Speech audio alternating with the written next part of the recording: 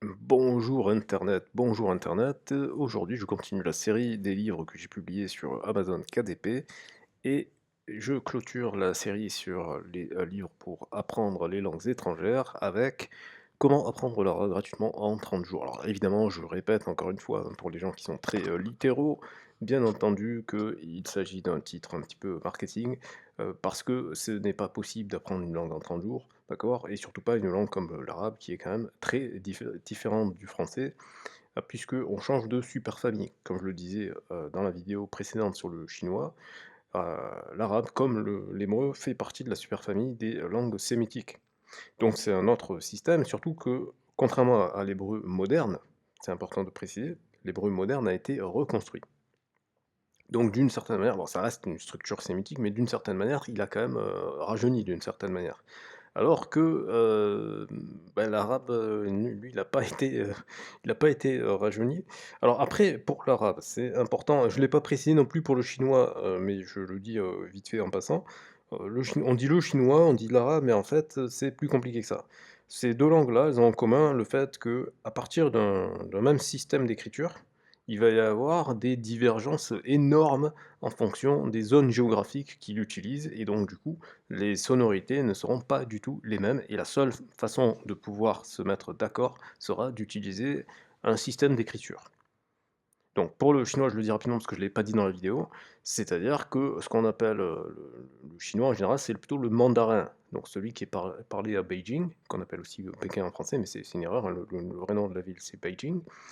Euh, Si vous allez à Canton, pareil, encore une fois, le vrai nom de Canton, c'est Guangzhou.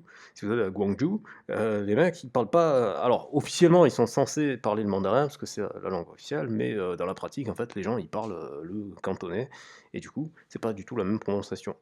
Donc dans ces cas-là, effectivement, connaître ou en tout cas savoir lire ou savoir utiliser des applications, c'est la bonne nouvelle, maintenant il y a des applications qui savent lire l'écriture, c'est important, d'accord? Voilà. Donc je sors du chinois parce que là aujourd'hui c'est l'arabe, donc je reviens sur l'arabe, mais c'est le même, principe et vous allez le voir avec la géographie. L'arabe qui est parlé au Maroc n'est absolument pas compréhensible par l'arabe qui est parlé, je sais pas moi, au Liban par exemple. Alors évidemment, je vous ai pris 2 extrêmes, hein, il y en a un, il est à l'ouest du Maghreb et l'autre, il est à l'est du Machrek, OK? Mais ça veut dire quoi? Ça veut dire que, par exemple, l'arabe, où est-ce que vous allez l'entendre? L'arabe, vous allez l'entendre, par exemple, sur une chaîne, internationale comme, Al Jazeera.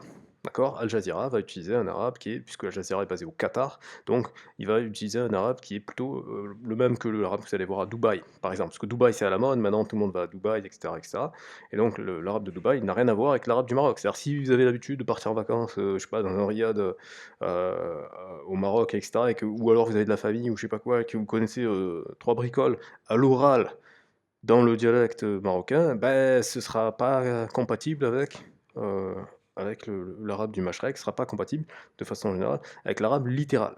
Donc là, dans toutes les méthodes d'apprentissage de l'arabe, c'est l'arabe littéral qui est enseigné. C'est-à-dire que c'est, heu, le système écrit, d'autant que je ne l'ai pas dit pour l'hébreu, mais les langues sémitiques ont cette particularité, c'est que les voyelles ne sont pas écrites. Les voyelles sont interprétées. Donc ça, c'est assez, technique. Le système des langues sémitiques est ce qu'on appelle un système basé sur les 3 consonnes.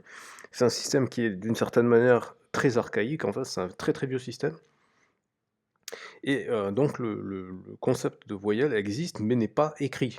Donc ça, c'est quelque chose de conceptuellement assez, perturbant. Ce sont des langues très dures et l'arabe fait partie, dans la classification du FSI, le Foreign Service Institute des États-Unis, donc c'est-à-dire le département des affaires étrangères, américain qui a classifié les langues parce que, il fallait et il faut toujours entraîner les diplomates pour apprendre les langues étrangères pour pouvoir communiquer dans les autres pays, surtout avant, beaucoup moins maintenant parce qu'on a des outils technologiques, qui permettent de faire la traduction instantanée. Mais toujours est-il qu'ils ont fait une classification par rapport au degré d'éloignement, vis-à-vis de l'anglais. Alors nous en France, à ma connaissance, il n'y a pas cette classification. Si vous en avez entendu parler, bah, dites-le dans les commentaires, ça m'intéresse. Mais comme le français fait partie de la première catégorie des langues, c'est-à-dire les langues les plus proches, de l'anglais, on peut grosso modo à peu près prendre la même classification, pour évaluer les distances linguistiques, à partir du français. Bon et ben l'arabe, je vous le donne en mille, avec, le chinois et le japonais et le coréen, ce sont les langues les plus éloignées de l'anglais et donc a fortiori du français. Voilà. Après, c'est toujours pareil, c'est-à-dire qu'au niveau de la prononciation, si vous habitez une ville comme Marseille ou si vous habitez dans des quartiers où il y a beaucoup de gens, qui parlent, vous aurez des sonorités qui seront pas trop difficiles à mémoriser ou même, bah, il y a des certaines sonorités qui sont assez proches de l'espagnol. D'ailleurs, la jota en espagnol, ça vient de l'arabe, hein. Les sons gutturaux viennent de l'arabe. Donc vous avez quand même ces choses-là. Mais faut être clair, non, ce n'est pas en 30 jours que vous allez apprendre ça, c'est une langue extrêmement complexe, très, très riche, très belle, mais très complexe.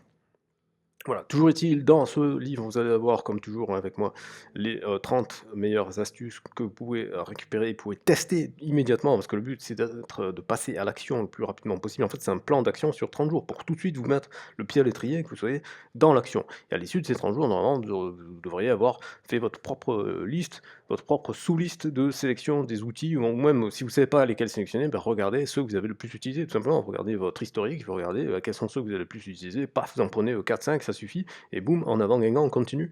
Et voilà. Et les autres, vous les utiliserez quand vous serez à des moments où vous aurez l'impression de stagner, vous aurez besoin de renouvellement, etc. Et ben boum, vous reviendrez là et vous récupérez pour passer à autre chose, pour passer à des nouveaux outils. Mais toujours garder cette dynamique, d'être dans l'action, c'est très important. Voilà, c'est tout pour cette vidéo. Je vous invite à mettre un pouce vers le haut, à vous abonner si ce n'est pas déjà fait, et à partager cette vidéo. Et je vous dis à très bientôt pour une prochaine vidéo.